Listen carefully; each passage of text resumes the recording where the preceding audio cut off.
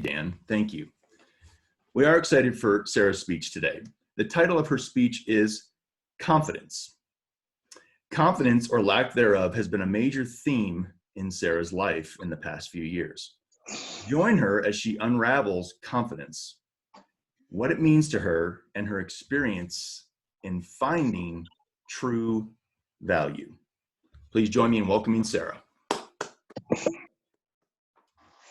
Thank you, Mr. Toastmaster. Can you guys see me okay? Hopefully. Yes. Yeah. Okay. And actually, I will say that this will not have much to do with time management. The time management aspect of it was really more so in the preparation of the speech. So just a heads up there. But so good morning, fellow Toastmasters.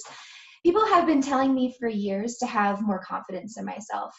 Managers, coworkers, friends, and family. Sarah, you really need to have more confidence. As if it's a light switch, and that by saying so, it's going to turn on and all of a sudden I'll know my worth, my value, what my experience and insight brings into this world. I so wish that this were true, but it seems that true confidence and self-esteem is not an overnight thing for me. However, people constantly saying to me that I need to be more confident has caused me to reflect on that confidence. What is it really? I found a definition that says that confidence is a feeling of self-assurance arising from one's appreciation of one's own abilities or qualities. It seems that confidence is mostly related to things one is able to do, actions, and their belief in the ability to do the thing.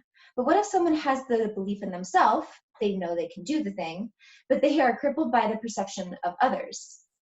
I can do hard things. I can do stuff that scares myself and others. I can spend days alone in the wilderness with nothing but my brain, a knife, and some bear spray to save me. I love getting my bike off the ground, over jumps and off of drops, and I especially love teaching others to do the same, despite some of the best coaches saying that that's the one skill that they're most afraid of teaching. But if I need to share my thoughts, ideas, or things that I know in front of a group of people, I immediately began to doubt myself, and thoughts began creeping in that someone can do or be better than me, that I'm not worthy of sharing the information, that they aren't going to learn from me, or even that my lack of confidence will make them doubt me. This all leads into a downward spiral. I realize that this is all based on self-esteem.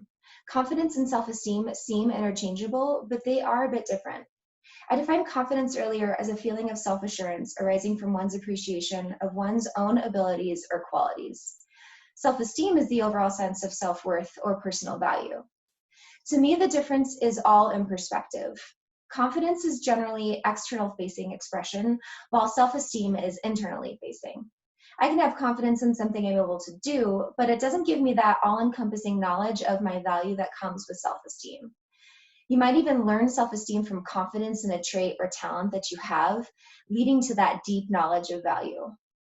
For me, it's become apparent that I cannot be confident without having self-esteem. I have to know that I bring value to a situation before I can confidently express myself. Now, you might be wondering about that old advice, fake it till you make it. Personally, I am adamantly opposed to that strategy.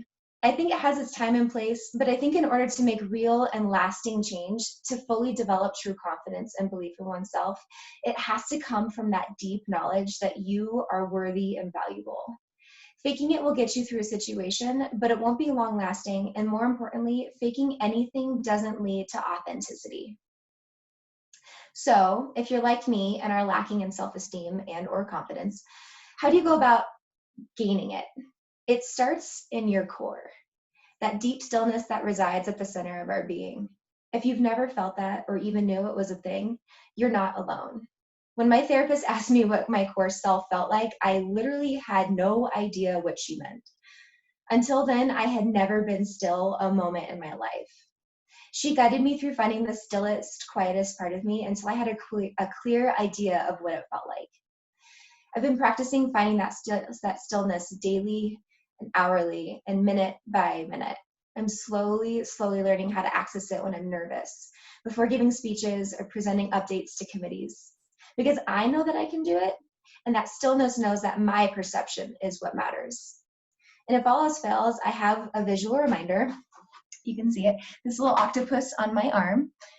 This tattoo reminds me to reel in my worries about other people and to focus on the truth that is inside of me. Visual reminders are really great for helping us learn new habits. Bracelets and rings are a good way to do that without making a permanent adjustment to your body. I believe true confidence comes more easily for some people than it does for others, and I think some of us will have to fight tooth and nail for that deep knowledge. It takes time and practice and digging through thoughts and stories that tell you that you're not worthy. I'm one that has to really fight for it, but I can feel that seed blooming. It has been planted time and time again, from solo trips into the wilderness, from times I had to stand up for myself against someone else who didn't believe in me, from times I've said what I felt and heard others say that they feel the same way too. Ultimately, everyone's journey looks completely different. I push myself regularly. I get outside my comfort zone often. I can conquer things that scare many people, myself included.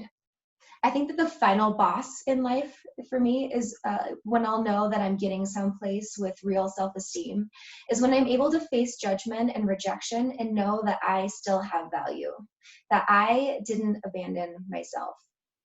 Thank you, Mr. Toastmaster. Thank you.